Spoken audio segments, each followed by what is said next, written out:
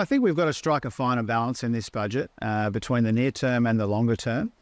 Also making sure we can provide that cost of living relief for people who are doing it really tough at the moment at the same time as we invest in a future made in Australia. So it'll be a responsible budget. It will ease cost of living pressures, but it will also invest in the future. And obviously forecasting inflation at the moment is tricky. It's tricky at the best of times. But what the budget will do is it will put downward pressure on inflation rather than upward pressure on inflation. Yeah, we've made substantial progress here in Australia in the fight against inflation, but it's not mission accomplished because people are still doing it tough. And so the budget will be very focused on that. Obviously, over the past six months or so since you've been putting this budget together, the outlook for inflation has changed quite a lot. Has that changed your thinking on the way you've put the budget together? We're making that progress in the fight against inflation. We know that it needs to be the primary focus, particularly at the front end of the budget. And that's why you'll see substantial spending restraint. You'll see our cost of living measures designed in a way that takes the edge off inflation rather than adds to inflation, so that overall our budget will be part of the solution to inflation rather than part of the problem. Now, moving on to a future made in Australia, that's going to be a big part of this budget. How does the future made in Australia, how does that differ from the IRA in the United States? Yeah, what we're trying to do here is to make sure that Australia grabs the vast economic and industrial opportunities from the global shift to net zero. And the sorts of things that we are contemplating are not out of place, whether it's in the United States or indeed in most of the developed world. But for Australia, we've got some huge advantages. You know, we've been dealt some incredible cards.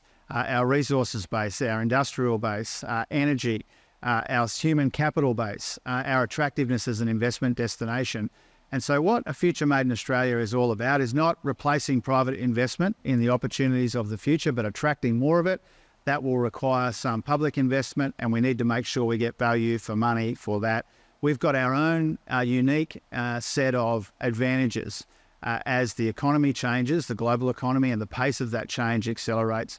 We want to make the most of it. We want to create good, secure, well-paid jobs and prosperity into the future.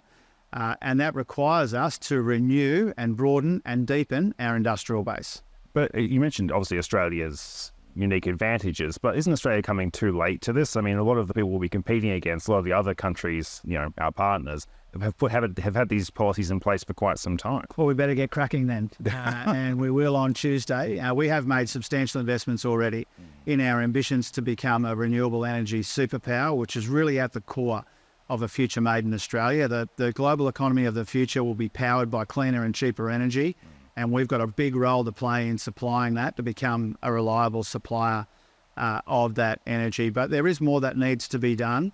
A combination of tax incentives, targeted grants, making sure that we've got the architecture to attract and absorb and deploy all of this private investment. You'll see a lot of that on Tuesday night.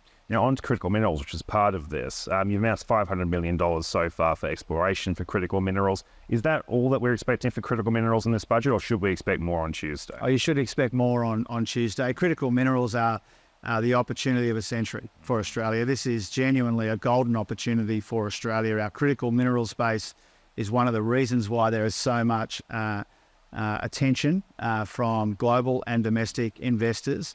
But we need to make sure that we can attract and deploy that. The exploration is an important part of that geoscience, open source science to map Australia, our groundwater, our critical minerals opportunities, a big important part of it, but there'll be more.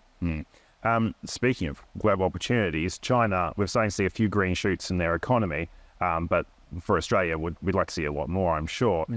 If from your conversations around the world ahead of this budget, but ahead of the rest of the year, are you expecting to see more stimulus in the Chinese economy as the year goes forward? I think there's certainly a prospect of that. Our budget will forecast Chinese growth with a 4 in front of it in the near term.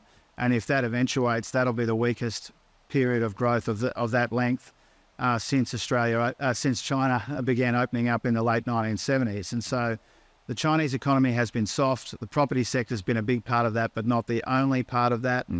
And that weakness has kind of offset in our global forecast the strength we've seen in the US.